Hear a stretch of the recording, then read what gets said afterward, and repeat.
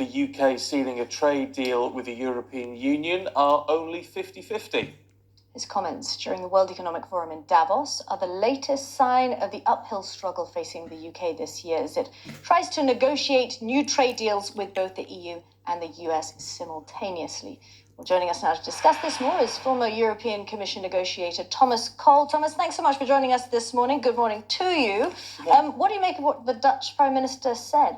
Well, I think he has a very good point. I think at the moment, basically what's happened in Brexit so far is we've just had the divorce process. So the citizens' rights, the issue of the Irish border, and the issue of settling the accounts, the so-called withdrawal bill. What we have now is a period of 11 months. And 11 months when it comes to international negotiations is really not an awful amount of time.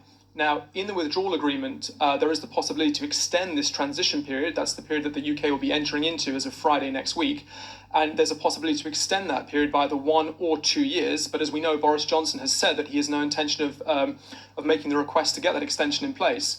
I think the chances are that we may well be, by the end of this year, in a position where the extension request has not been made, but we are looking at a situation where either we're looking at a very bare bones deal, which would, of course, put the UK and the EU in a worse trading relationship than they are now, or alternatively, in emergence, I would imagine some kind of political crisis being engendered where some kind of extension to the transition is required. Yeah. No, Karen. Well, he said that we're actually, the likelihood of a cliff edge no deal Brexit is here again. Yes, I think that's the case. I think until such a point where we know for sure precisely what it is that the UK government wants to get out of these negotiations, until that's clear, it's going to be very difficult to see precisely what way the talks are going to go. There were the comments, of course, by Sajid Javid to the Financial Times a week ago saying that firms should be prepared in the UK to diverge from EU rules. But then, of course, the comments yesterday at the World Economic Forum in Davos saying that the UK wouldn't diverge just for the sake of divergence. Now, it's obviously clear that the reason behind Brexit is for the UK to have its own independent trade policy and, of course, to have its own regulatory policy as well. But until firms are aware of what the changes in those regulations are, it's very easy to say, be prepared for changes in regulations, but until you know what those changes are, you're still in the position of waiting to see what happens. So until I think we get a firmer understanding what the UK government's negotiating objectives actually are in these talks, then sure, I mean, the no-deal cliff edge will always be there. And the longer it goes into the year, where there's still uncertainty about that, of course, the chance of the cliff edge increase day by day.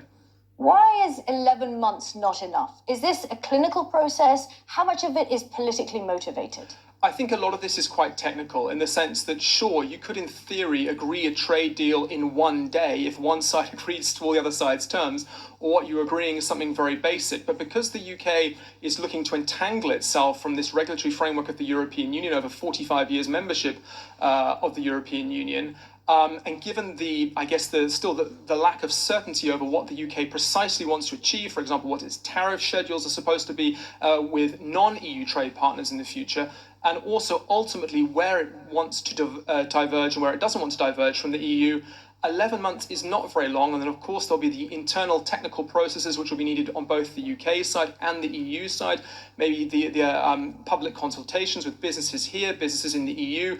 11 months at the end, when it comes to making a political decision, albeit a political decision could be reached quite quickly, when it comes to technical negotiations, in order to get this right and to get the kind of deal which the UK would want, 11 months is very, very short. And the worry, I'd have thought, from the government's point of view, is that even though they don't want to extend the transition, and the transition, of course, being where the UK has to accept EU rules but have no say over them, if they're in a position where they cannot get a deal by the end of the year, then they may well be in a position where they're obliged to extend transition purely in order to avoid no deal. Let's talk about the UK-US trade deal. Is that looking a bit more promising time-wise, or is it all down to this digital tax?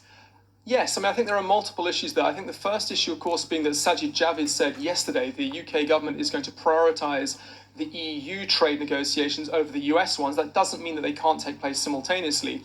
But of course, until the United States knows the outcome, if you like, of the UK-EU negotiation, it'll be difficult precisely from the US's point of view to see what they can and can't be pushing for. Of course, in the past, there's been talks of the US pushing heavily on agricultural issues, of course, the issue of chlorinated chicken here in the UK, and of course, the pharmaceutical sectors as well. The digital tax is, of course, an issue. Sajid Javid mentioned yesterday the UK intends to continue with that. French and the US, of course, formed a kind of a truce in Davos, where Steve Mnuchin and his French counterpart, Steve Mnuchin, that's the US Trade Secretary, and his French counterpart, the French Finance Secretary, Bruno Le Maire, agreed to put everything on the digital tax on hold until December.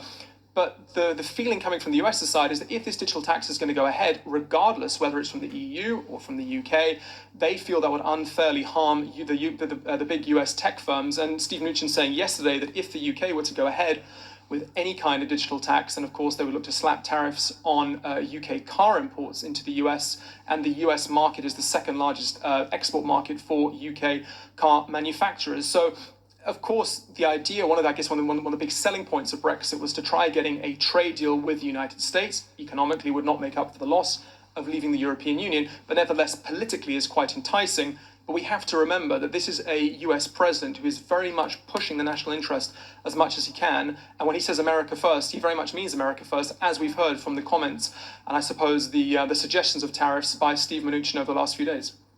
Okay, Thomas, thank you so much. Not at all, thank you.